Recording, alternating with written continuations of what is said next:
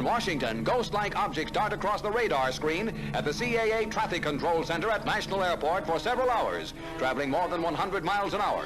Air Force jet fighters spend several hours chasing the objects plotted on the radar scope. Something else is out there. There's something else out there, okay. Of all the banks and braes of bonny Scotland, none holds more fascination than the murky waters of Loch Ness. Tell me, do you think there is life on other planets? Well, I'm not quite sure, but I suppose there would be. No, he seems definite. You seem Definitely. definite about it. How do you see this life and where? Oh, I've seen a flying saucer. Blackwater Media presents Darkfall. Real-life encounters with the paranormal and the unexplained.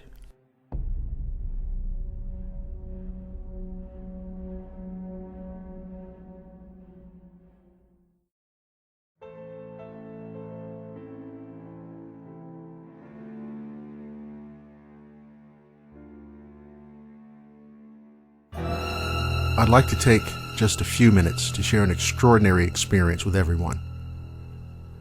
My girlfriend and I live in rural northern Michigan. The closest town is about 20 miles away, and the next closest is almost double that. We live right next to a huge national forest, so there's plenty of wildlife all over the place. Anyway, my girlfriend works nights and has for most of our relationship. She's a night shift nurse at one of the few hospitals within a 50-mile radius. I would often take her to work and pick her up, so we were on the road at night a lot. One night a few weeks back, I was headed to get her from the gym, which she would sometimes go to after her shift. I had our dogs with me, a 2-year-old Doberman and a 14-year-old Husky.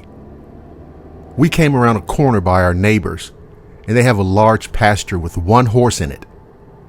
Now, never in 4 years had I ever seen that horse out of his barn past nightfall.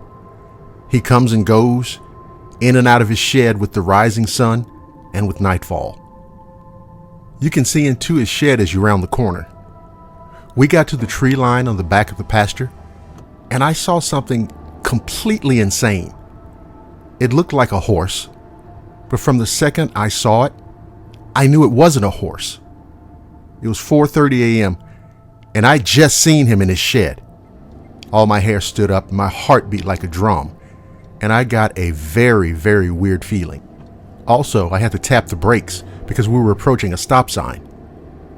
I looked over at my Doberman in the passenger seat to see him with all his hair raised and his teeth bared. He let out a guttural growl that I could feel in my chest. Now, I could remember the only other time I'd ever seen him like that was the day my father was walking around our backyard one evening, and he didn't know he was out there.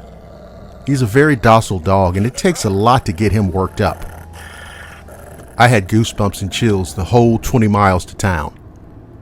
Now, in terms of what I saw, like I said, it was the size of a horse, but it was actually something that I could only describe as a humongous wolf.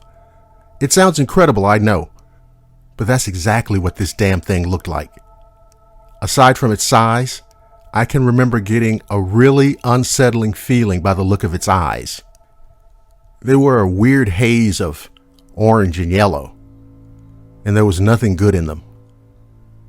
When I told my girlfriend about it, she almost immediately uttered 2 words that I wish I'd never heard: Michigan Dogman. But from there, things just got more bizarre. Just a few days ago now, my girlfriend was on her way home after work and the gym, one of the few times that she drove herself, when she came across something terrifying. She said she saw what looked to be a fairly large deer eating some trash that had been knocked over from a trash can at the end of a driveway. She didn't think anything of it until the deer stood up on its hind legs and walked across the road into the trees. She said when it stood up, she could notice that its face was horribly distorted with hideous gaping teeth and sunken eyes. Now, like I said, she's an experienced nurse, including the ER, and she's seen a lot of disturbing things. And yet, I have never seen her more nervous or rattled by anything in our 4 years together. She literally had goosebumps, which was the first time I've ever seen her have those either. When she told me the story, it scared the shit out of me, especially in conjunction with what I'd seen. and it only deepened my sense of horror. I don't want to speak the name of the creature I believe it to be, but Dr. Lester included it in the title of this story. Recently, there was a big-mouthed neighbor out here blabbing loudly about these creatures. We told him to shut the fuck up and stop giving these things recognition, because recognition is energy, and we've seen where that gets us. There's a lot of legends and stories that come from this part of Michigan. Even stories of Sasquatch pop up now and again. The old folks seem to know a lot. It's frightening to realize how many of these things exist in such close proximity to our home. Now, I'm weary of all the wildlife I see in the area. Every yelp, hoot, or howl has me looking out the window scanning the landscape, especially when the sun goes down. Like all of you, I've heard the phrase, things that go bump in the night, a million times. Now that I know that those things are real, the phrase takes on a whole new meaning.